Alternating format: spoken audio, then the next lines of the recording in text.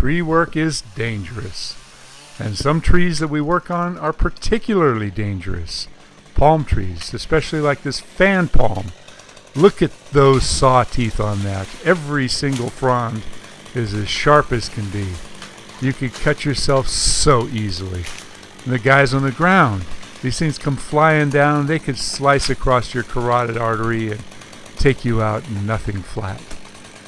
Well, maybe I'm being a little dramatic there, but they are dirty. They are dusty. And in this case, we've got power lines right next to it. If we cross one of these groupings of power lines and create an arc, which could happen, we could start a fire.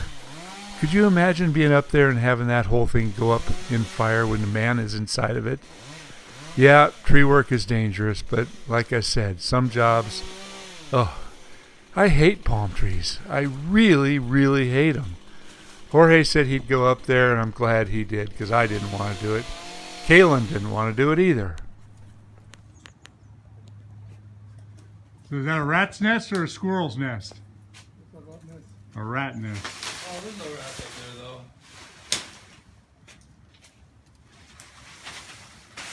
Probably an owl and family of possums. There's so much that could go wrong on a job like this.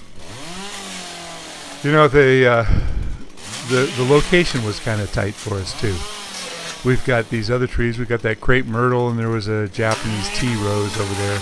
And as you can see, everything hangs up because of those serrated teeth. It just grabs onto everything that's around you. And it's hard to throw these things because they're like big paper airplanes. They kind of fly and go every which way.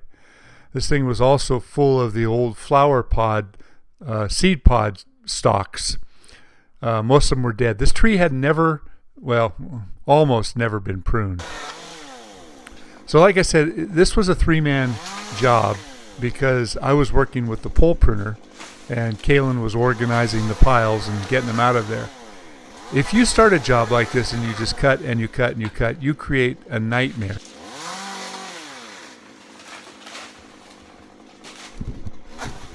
Keeping things organized as you go is so critical. And with these palm fronds, you really want to stack them all in the same direction. You don't want one up, one down, one up, one down. It's too hard to carry them. So you put them all either all up or all down, and you take bundles of about 15 or 20, and then you keep running them out and getting them out of the way. You'll note that I'm separating out the fronds as we're going. With the pole saw, I'm actually able to flip them out of there pretty good. Had I not kept up with Jorge and kept moving these things, I would have just been buried by these things.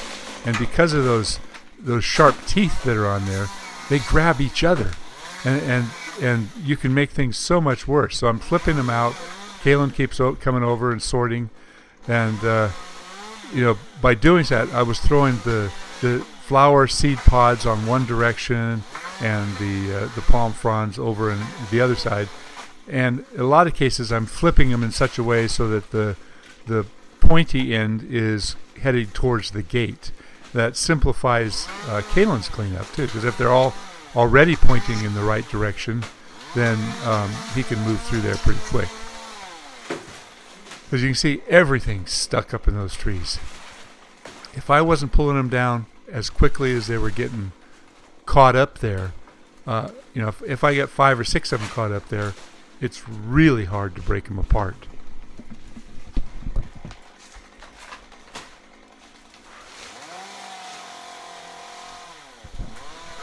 So all in all, the job went pretty smooth. I think it took Jorge about an hour to trim this tree by the time he was on the ground. We did have to fuel up the saw once, which took a little bit longer. But we kept up. We kept going until we got to the point where there were the new seed pods that were coming down, and they were full of seeds. You'll see that in a minute. These seed pods were really, really heavy. I was surprised. There's just so many seeds were coming down. These are the old pods, and there's one that's still got seeds on it. You can see how heavy it is. It is heavy, isn't it? Laden. Unfortunately, when you drop them, a lot of the times they just explode. You can see both the ripe seeds and the older seeds. The white ones are older, and the dark colored. Fortunately, they don't stain the pavement there because they had a stamped concrete backyard. The very first thing I did was squish a couple of them to see what I was going to get. Because some types of fruit, like the berries on privets, they'll stain purple, and olives can stain purple, and there's a lot of things that you don't want to step on. But these, amazingly, we didn't want to step on them anyway, but it was not as bad. And periodically, we actually got the blower out, and we kind of blew stuff in to keep some walkways clear. That just minimized the squished in seeds that were in the. There you go. Look at that. That's just one small area. I think we could have filled up a whole garbage can full of just those seeds. There were so many seeds coming down. I want you to note how Jorge tied in. He was able to put his rope all the way around the top in such a way that he was able to rappel down. And finally, I just wanted to show you how much came out of just this one tree. All those fronds, all those old flower pods, and we separated out the ones that were full of fresh seeds as well. And there it is. That's the finished product. And we were able to chip all this stuff. The dumps, they charge extra for palm, so we wanted to take this specifically to a dump that charged by weight. And it didn't change too much. It kind of fluffs up in the back of the chipper. Well, there you go, palm trees. Maybe you guys don't do them. I don't like them at all.